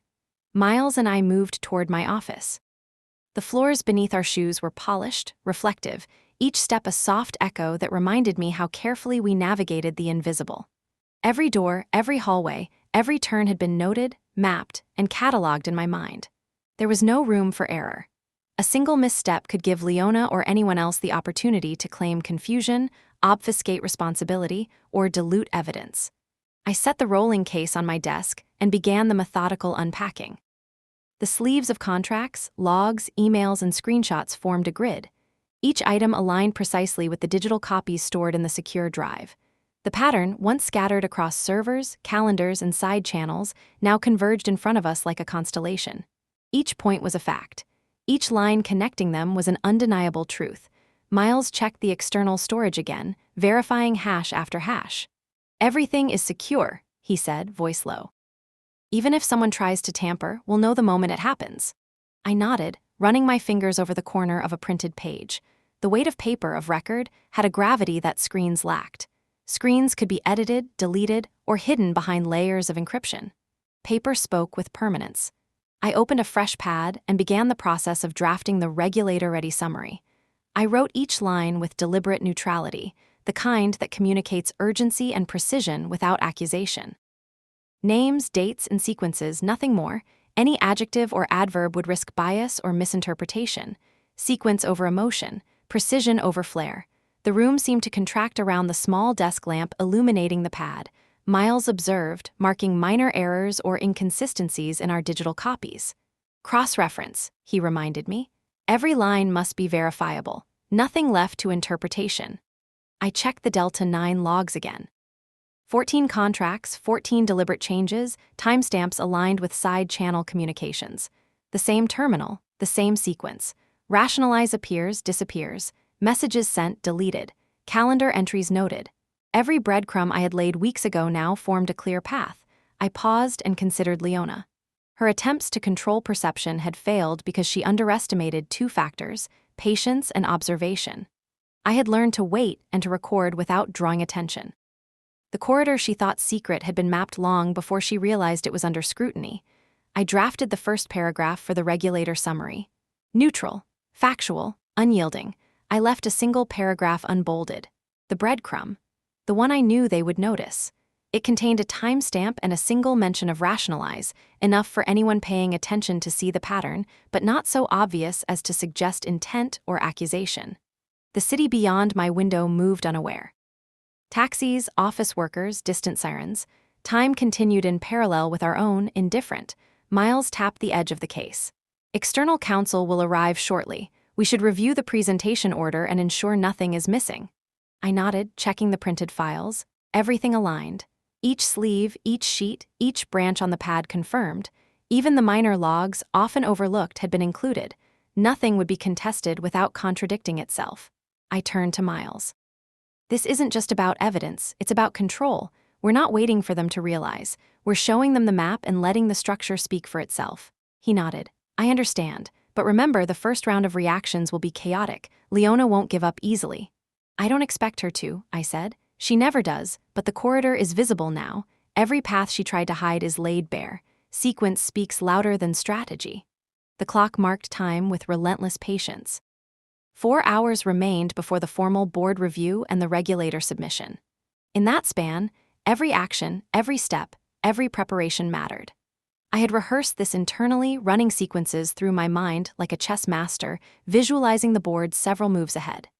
We began the countermeasure, labeling files, stacking them in precise order, annotating digital copies with verification hashes, and preparing a narrative that aligned exactly with what had been documented. Every line in the summary referenced its source. Every sheet in the board packet included cross-references. There was no ambiguity. The first challenge of the countermove was internal, ensuring that Miles and I were synchronized. Each verification step had to be confirmed aloud. Each entry had to match the digital copy precisely.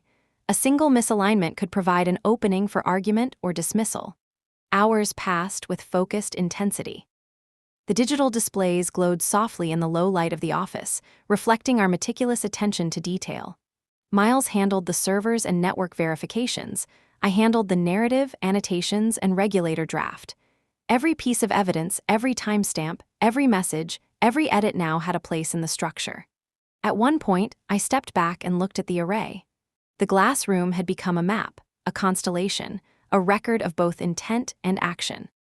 The corridors were no longer invisible. Every path, every alteration, every side channel was accounted for. The moment came when I had to review the regulator draft aloud. Each line read with precision, clarity, and neutrality. Each reference cross-checked against logs, every page marked. Miles confirmed hash integrity. We were ready for the next phase, submission and observation. I leaned back in my chair, allowed myself a single slow breath, and reflected. The countermeasure was now complete. Preparation was total. Sequence and fact were aligned. The glass room had transformed into a cathedral of evidence. The next session would bring confrontation, questions, and the first real test of the countermove against Leona's influence. I allowed the momentary calm, knowing that the storm would follow, but also knowing that preparation had tilted the odds. The corridor was no longer a shadow. It was a map. And the first twist, the subtle revelation that I had anticipated much of this, was about to unfold in the next session. The next session began with the air in the glass room thickening, not physically, but with the weight of anticipation. Leona entered the room first, quiet, precise, her posture composed as ever. She had left her devices outside, and yet the tension she carried was palpable. She did not acknowledge me. She did not speak. She simply took her seat, folding her hands in front of her as if she were a chess piece waiting for the first move. I placed the regulator-ready files on the table, the printed packets carefully arranged in chronological order. The hashes, timestamps, and side-channel logs lined up perfectly. Every edit, every message, every calendar entry. The 14 contracts formed a perfect sequence. I could feel the pattern radiating in the room, like a rhythm that only those who listened closely could hear. Harland entered last. The hum of authority followed him. He took the seat at the head of the table and surveyed the room. "We will begin with the sequence of edits and communications," he said. "Ms. Swanson, you will guide us through it." I stepped forward and began. My voice was measured, deliberate. Each line read slowly, each detail anchored in a fact. The room listened. I showed the board members the branches on the pad, the cross-referenced logs, the screenshots, the external timestamps. Each piece corroborated the next. Each piece formed a chain that was impossible to dispute. Leona shifted slightly in her chair, the first acknowledgement that she recognized the gravity of what was being presented. She tried to maintain her calm, but the micro-expressions betrayed her. The mask was intact, but the pulse beneath it quickened. I moved to the network map on the secondary screen. The terminal in Greenwich, the messages referencing rationalize, the deleted and restored communications, every point traced, every path documented. I traced the line with my finger, connecting edits to messages to meetings. The corridor, once invisible, was now fully illuminated. Harlan did not speak. He let the evidence speak for itself. He observed the reactions of the directors and legal counsel, noting their understanding as it unfolded in real time. The room fell into a quiet that was nearly reverential. Even Leona could not disrupt it with words alone. Finally, I reached the unbolded paragraph in the regulator draft. I read it aloud slowly, emphasizing nothing, letting the sentence carry itself. Rationalize, timestamp, sequence. The breadcrumb. Harlan's eyes flicked briefly to me, a subtle acknowledgement. He understood the significance. The board members leaned forward. Some recognized the implication immediately. Others would have to discover it themselves. That was intentional. Leona's eyes narrowed. She finally spoke, her voice steady but controlled. Ms. Swanson, your presentation is complete, but context is missing. Sequence does not equal intent. I met her gaze evenly. Intent is irrelevant when the sequence is undeniable. The edits occurred. The instructions were followed. The pattern exists. That is all that can be documented objectively. Harlan interjected. Leona, you will observe. No commentary unless requested. His voice was calm but firm, signaling that the authority of evidence was not to be interrupted by defense. I continued to guide the board through the data. Every contract, every edit, every message was presented with precision. Miles verified each digital copy, confirming hash integrity. The evidence was total, undeniable, and layered. Each new revelation reinforced the next. Leona attempted to interject several times, pointing out supposed mitigating circumstances. Harlan remained unflinching. Observation only, he said each time. Her arguments fell on the floor like words without weight. The narrative we had built was stronger than any verbal defense. After 2 hours, the board's attention had shifted from skepticism to comprehension. They could see the sequence, the corridor, the deliberate alterations. Leona's influence was no longer hidden. The subtle pulse of control she thought she wielded had been exposed. Harlan finally addressed her directly. You will provide a full account of your involvement in these edits. Transparency is required. Delays or obfuscation will be documented as separate actions. Leona exhaled, a fraction of her composure slipping. I will comply, she said. Her words were measured, but the tension in her jaw betrayed her awareness that the game had shifted. I turned to Harlan. The regulator-ready files are complete. The unbolded paragraph remains for discovery. The internal record has been secured and verified. He nodded once, his gaze sweeping the room. Excellent. This is the first step. We will proceed with external counsel and further internal review. Ms. Swanson, your role will remain central. Accuracy and restraint are required at all times. The session ended quietly with the evidence presented, the first countermove executed, and the initial G letter 1E3 IM letter 1EDF twist fully revealed. I had anticipated the sequence of events. The corridor, the hidden edits, the messages, all mapped and ready before the confrontation had begun. Leona had thought she controlled the flow, but the real control had always been mine. The patience, the documentation, the preparation. As we left the glass room, Miles and I walked together silently. The city beyond the windows reflected the afternoon sun. The storm was not over. The corridors of influence were still there, waiting. But for the first time, the paths were visible, mapped, and under observation. 4 hours remained before the regulator submission. The counterattack had begun, and every move I had made since the lobby had been a prelude to this moment. Every action now would be deliberate, precise, and impossible to dispute. The board had seen the pattern. The first twist had landed. And now, the stage was set for the next move in the sequence, the deeper confrontation that would force choices, reveal loyalties, and begin the unraveling of the corridor itself. The morning light in my office filtered through the blinds like a pattern I could almost read. It reminded me of the glass room, the way light defines edges, illuminates the truth, and exposes what was once hidden. I gathered the files from Part 5 and set them neatly on the desk. Each folder contained the meticulous sequence of contracts, side-channel messages, and timestamps. 14 contracts, 14 edits, every sequence aligned with the corridor I had discovered long before anyone knew it existed. Miles arrived silently, carrying the secondary laptop and a freshly charged external drive. He set it down beside the stack of documents. All systems are ready, he said. His tone carried the quiet assurance of someone who knows every step will be followed precisely. I opened the first folder, aligning the pages with the main ledger on the pad. Each branch I had drawn now reflected the sequence in digital form: contract edits, internal memos, calendar entries, side-channel messages. The network map was complete. Every pathway traced, every timestamp verified, every step corroborated. I ran my fingers over the edges of the printouts, feeling the weight of the evidence, tangible and undeniable. Harland arrived via secure video link. His presence through the screen was steady and commanding. "We proceed with the strategic reveal," he said. "You have the floor, Sky." I began with a calm, precise explanation. The edits in the Delta 9 contracts are not isolated. They follow a consistent pattern across 14 contracts. Each modification coincides with a series of messages sent through internal channels, aligned with calendar entries labeled corridor. The pattern indicates deliberate action intended to manipulate reporting, obscure risk, and control narrative. Leona's face appeared on the video feed from a remote room. She maintained her composure, but I could see the subtle tension in her jaw, the slight narrowing of her eyes.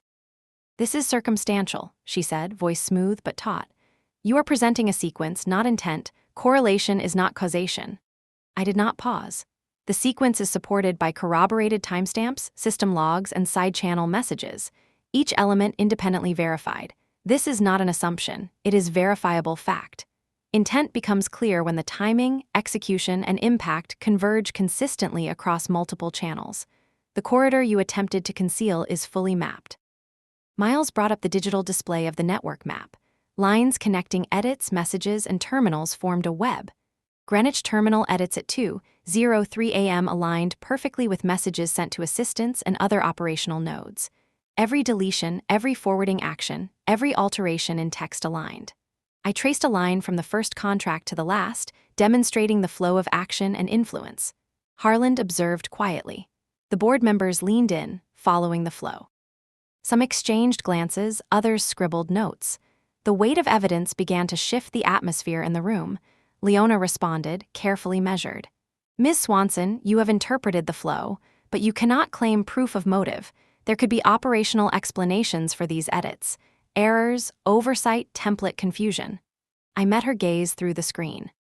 Errors do not repeat with exact precision across 14 contracts, align with messages referencing rationalize, and coincide with calendar entries labeled corridor. Pattern is not error. Repetition is not oversight. The data speaks for itself. Harland leaned forward. "Show the regulator-ready draft." I displayed the document. Neutral, factual, precise. Names, dates, sequences, all cross-referenced with logs. A single unbolded paragraph remained, a subtle breadcrumb that would allow attentive readers to perceive the pattern independently.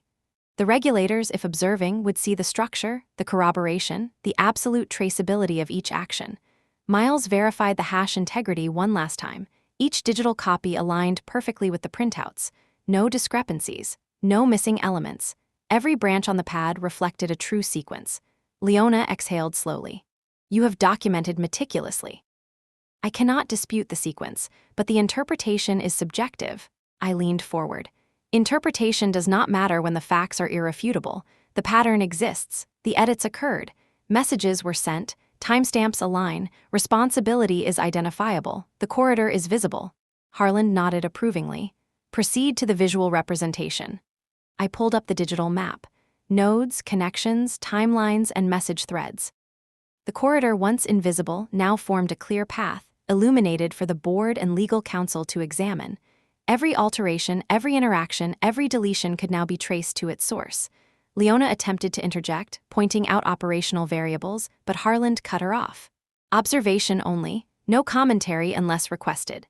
The tension was palpable. Every eye was on the sequence. The board understood the flow. The structure could not be ignored. Corridor, the pattern, the manipulation, all visible, all documented, all undeniable. I moved to the unbolded paragraph in the regulator draft. I read it aloud, calmly, deliberately, emphasizing nothing. Rationalize, timestamp, sequence.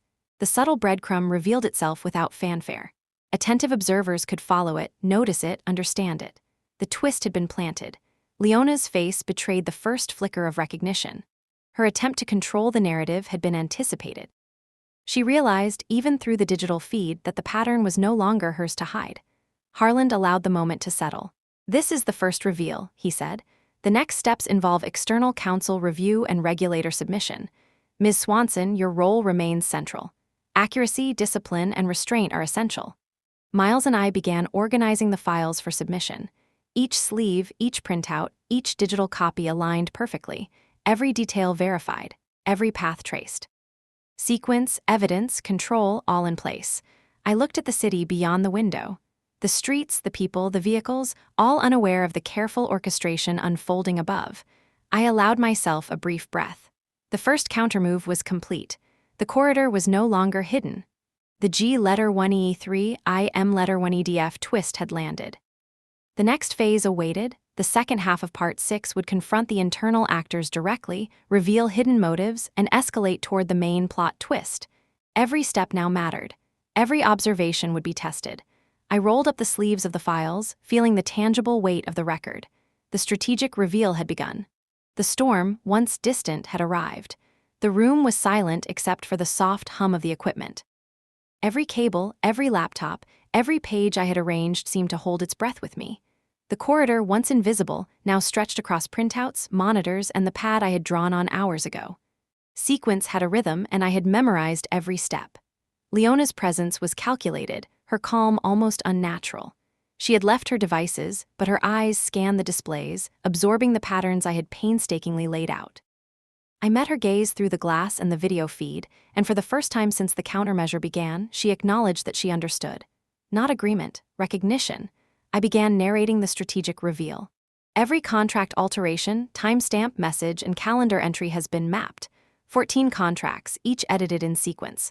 Greenwich terminal access, rationalized messages, calendar, corridor meetings, all correlated. External and internal logs verified. The board leaned in. Even the legal counsel, trained to read ambiguity, had no room to doubt the structure. The evidence spoke for itself. Leona tried to interject, claiming operational necessity, template errors, and coincidental alignment.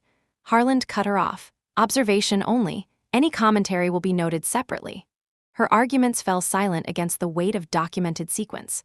I projected the digital network map, nodes connected to edits, messages, and calendar entries. The corridor appeared in full, once hidden, now revealed, every branch illuminated. The audience could see the manipulation, the orchestration, the deliberate shifts. Every deletion, every forwarded message, every temporal alignment exposed. Harland watched, silent, evaluating reactions. Board members scribbled notes, absorbed the implications, and processed the unavoidable conclusion. Leona's power had been exposed. Her control over the narrative was gone. I moved to the regulator-ready file. I read aloud the unbolded paragraph containing rationalize and a timestamp, subtle yet undeniable. Attentive observers would notice, understand, and trace the implications. The first G letter 1E3 I M letter 1EDF twist had reached its target. The corridor was no longer hidden, and the narrative was shifting. Leona's composure flickered. Her subtle acknowledgement betrayed the realization that the pattern, long hidden, was now undeniable. Her previous control evaporated in the presence of evidence she could neither deny nor obscure. Harland allowed the moment to settle. "This is the first strategic reveal," he said. "External counsel will review and regulator submission will follow. Ms. Swanson, you maintain central oversight. Accuracy and restraint are critical." Miles and I organized the files for submission. Every sleeve, every printed page, every digital copy aligned perfectly. Sequence, evidence, and control were secured. I looked at the city beyond the windows. Streets, vehicles, and pedestrians moved without awareness. Above them, the careful orchestration I had executed unfolded precisely as planned.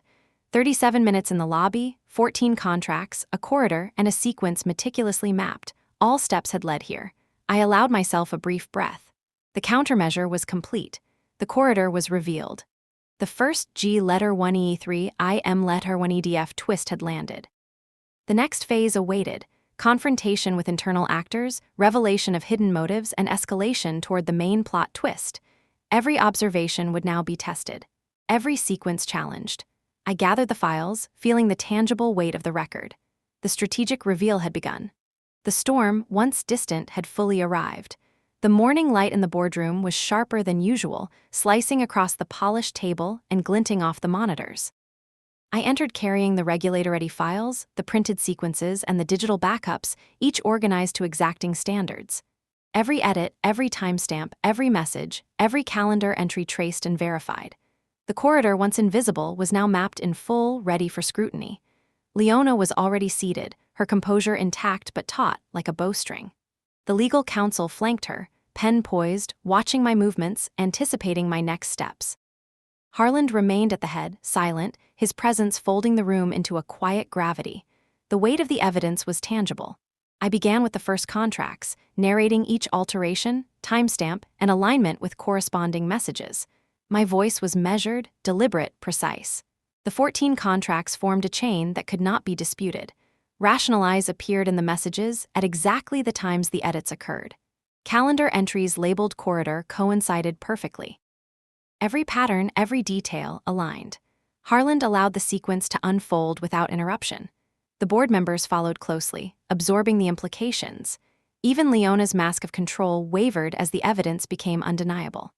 I introduced the regulator-ready draft, emphasizing the unbolded paragraph, the breadcrumb revealing the subtle manipulation without explicitly accusing anyone. The sequence, the corridor, the edits, the messages, all pointed to a deliberate orchestration. The first G letter 1E3 IM letter 1EDF twist had prepared the ground for what came next. Leona attempted to defend herself, citing operational necessity and template errors, but her arguments faltered under the weight of documentation. Every counterpoint was already accounted for in the verified sequences. Harland did not intervene. The evidence spoke louder than words. Miles and I displayed the network map, showing nodes connecting edits, messages, and calendar entries. The corridor became a visible, undeniable path. The board could trace the deliberate alterations from origin to completion. Leona's influence had been exposed. Harland finally addressed her directly. "You will provide a full account of your involvement. Transparency is required. Any obfuscation will be documented." Leona exhaled slowly, acknowledging the unavoidable truth. "I will comply," she said, measured but aware that control had shifted. I turned to Harland. "All files are ready for submission." Evidence secured, the regulator-ready draft complete. He nodded, approving the meticulous preparation. "Excellent. Accuracy and restraint are essential. Leave one paragraph unbolded to allow discovery." The session concluded with the first part of the strategic reveal complete. The corridor, the sequence, the edits, and the subtle breadcrumb were now fully exposed. The stage was set for the next move, the deeper confrontation, and the unfolding of the main plot twist. Miles and I organized the files, verifying every hash, every sequence, every printout. The first countermove was successful. The G letter 1E3 IM letter 1EDF twist had landed. The storm was now fully underway. The city outside continued unaware, but above it, in the glass room and across the floors of the building, the consequences of every decision, every edit, every hidden corridor were now visible and inevitable. I allowed myself a moment of calm. The work of the strategic reveal was complete. The main plot twist was ready to unfold. The glass room had emptied, but the tension lingered. The files, carefully organized, sat on the table like soldiers awaiting orders. I stood, adjusting my jacket, feeling the quiet pulse of the building through the polished floor. Every light, every reflection, every shadow seemed to anticipate the moment about to unfold. Leona entered last, her steps measured, her composure intact. She knew the sequence of events I had orchestrated was now visible, undeniable. Every alteration, every message, every timestamp traced to the corridor was mapped before her eyes. She was aware, and that awareness was a weapon, one I intended to counter. Harland gave a subtle nod. "Begin." I began with the sequence of edits, narrating the 14 contracts, the rationalized messages, the corridor-labeled meetings, each step meticulously cross-referenced with logs and timestamps. My voice was calm, deliberate, precise. I emphasized no conclusions, only facts, letting the pattern speak for itself. The board leaned forward. The legal counsel's pen hovered. Leona remained silent, her eyes scanning every document, every digital display. I knew the first G letter 1E3 IM letter 1EDF twist, the revelation of the corridor, had already unsettled her. The room absorbed it, and I could see the first cracks forming in the facade she had maintained for months. I moved to the network map. Nodes, connections, timestamps, messages. The corridor became a vivid, undeniable pathway. Each element corroborated the next. Each connection, previously hidden, was now fully visible. The board could trace responsibility, and Leona's influence was exposed in the clearest possible terms. I paused, letting the weight of the evidence settle. The air was thick with anticipation. Then I introduced the regulator-ready file. I read aloud the unbolded paragraph. the subtle breadcrumb planted to reveal the pattern without explicit accusation. Attentive observers could now see the manipulation, understand the sequence, and anticipate its implications. Leona finally spoke. "You present the sequence, but not intent. Operational explanations exist." I met her gaze. Intent becomes clear when sequence, timing, and repeated patterns align across multiple contracts and messages. The corridor is no longer hidden. "Every action is documented," Harland interjected. "Observation only. Commentary will be noted separately." I continued, walking the board through the timeline, edits, messages, calendar entries. Every deletion and forwarding action aligned with the corridor. Sequence, timing, and corroboration formed an irrefutable map. Leona's control was gone. At the climax, I displayed the final visualization. The corridor illuminated fully on the screen, every branch and node clearly mapped. The room fell silent. The pattern could not be disputed. The first twist had set the stage. Now the main plot twist, the Ruby Protocol, would be revealed. I spoke slowly, deliberately. The corridor was never unknown to me. Every hidden path, every alteration, every attempt at obfuscation has been anticipated. The Ruby Protocol is active. All external and internal records have been preserved. Any attempt to manipulate, delete, or misrepresent the sequence will be immediately traceable. The board absorbed it. Even the legal counsel, usually composed, was attentive, recognizing the significance. Leona's expression flickered. The first sign of unease appeared in her eyes. Harland finally addressed her. "Provide a full account of your involvement. Transparency is required. Any delay or obfuscation will be documented as separate actions." Leona exhaled, acknowledging the reality. "I will comply." I turned to Harland. "All files, sequences, and the regulator-ready draft are complete. The unbolded paragraph remains for discovery. All evidence is secured and verified." Harland nodded. "Excellent. This session completes the strategic reveal. External counsel and regulator submission will proceed. Ms. Swanson, your precision and restraint are essential." Miles and I organized the files for submission, confirming hash integrity and verifying alignment. The main twist had been executed. The corridor, the sequence, the manipulations, all visible. Leona's influence exposed. The city outside remained unaware, but within the building, every decision, every edit, every hidden pathway had been revealed. The strategic reveal and the Ruby Protocol had altered the balance of power irrevocably. I allowed myself a single breath. The counterattack was complete. The G letter 1E3, I M letter 1EDF twist and the main twist had landed. The storm, once distant, was now undeniable. The next phase, the consequences, the resolution of Delta 9, and the aftermath would unfold, but the record was secure. Control, evidence, and sequence had shifted irrevocably in favor of truth.